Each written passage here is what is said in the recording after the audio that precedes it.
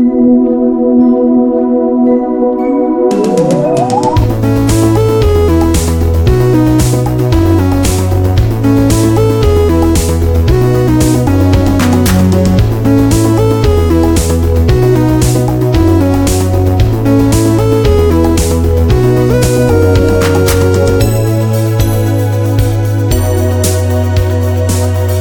welcome to the Popular Podcast. My name is Philip. First up, let's check the mailbag.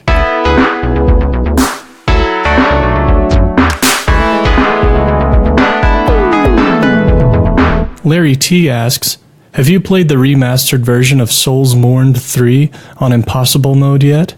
It was probably the most intense gaming challenge I've ever had. I probably threw my controller across the room 4 times in the last mission alone. Hi Larry, that sounds miserable. And no, I haven't played that game on Impossible Mode or any other difficulty level. I don't really need any more challenges. That's why I usually keep it pretty simple. And gaming companies have even made people like me feel less guilty about playing on the easiest setting by describing it as being for players who are more interested in enjoying the game's story, which is really just code for you don't want it to be hard. And that's true, I don't. Really, they can describe it however they want, as long as the game is easier. Okay, next up, it's time to explore the construction history of yet another tunnel and subterranean explaining. Sorry, I probably need to take this. Hello? Hi, is Philip there? This is he. Oh, hey Philip, this is Philip. How's it going? Doing fine. Glad to hear it. The reason I was calling was to see what you wanted to do about all the acorns that gather in the gap between the driveway and the edge of the yard. Oh, the ones that come from the neighbor's red oak? Well, I can usually still edge the yard with them there.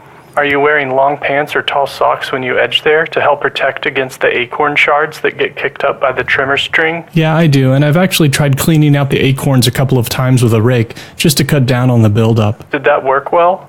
Were you able to clean them up? It helped a little, but it was a fair amount of trouble. Sometimes I wonder if it might be worth it to just use the shop vac to suck up a bunch of them. Yeah, really.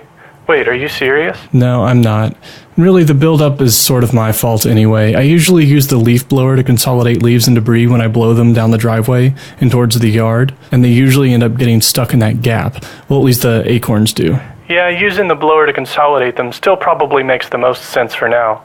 I can rake up the next round so you can take a break from that. That would be great, thanks. Sure, no problem. Okay, well, I just wanted to check in about the acorns. Okay. Well, I'll talk to you later. Thanks again. Sure thing. Talk to you later. Oh, hey, after you rake them out, do you use the leaf blower to round them back up? Sorry about that. Let's just keep things moving along with dieting quietly.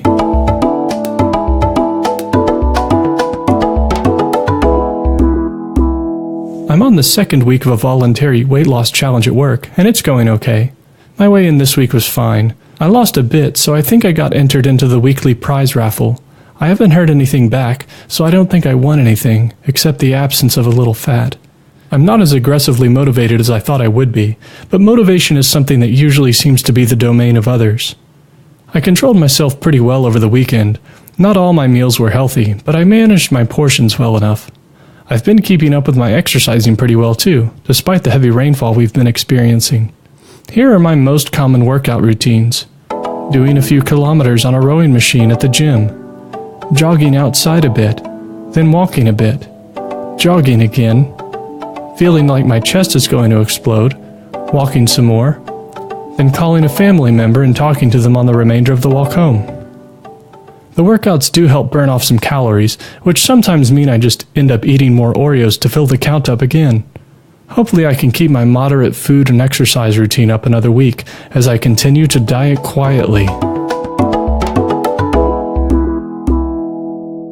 Sometimes I have ideas for new products and items, and I think they're worth sharing. I'm going to share a few now in this segment of Cousin of Invention.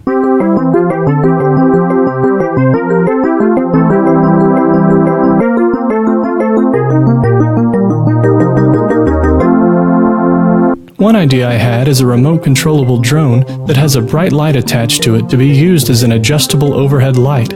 I'd call it a spot bot.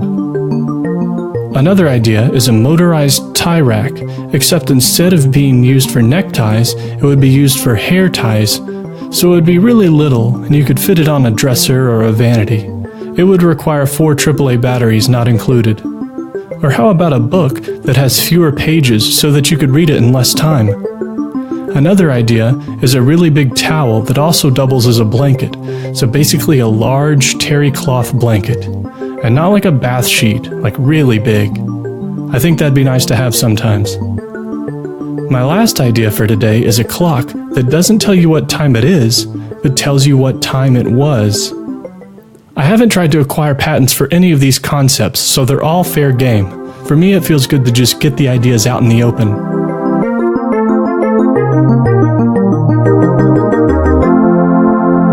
Okay, before we wrap things up, it's time for household tips.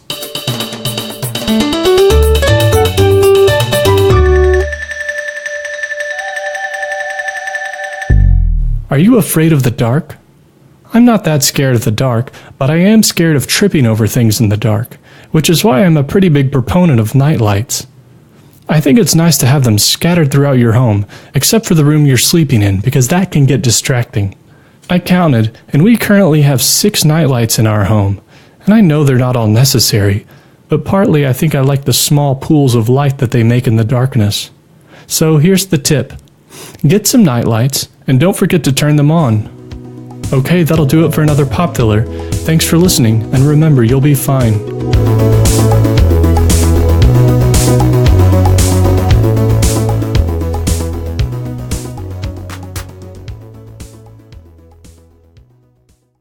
So I found out that there are already drones with spotlights on them. I will say that none of them are called Spotbots, but that might be because there's already some pet hair vacuum cleaner that goes by that name. Okay,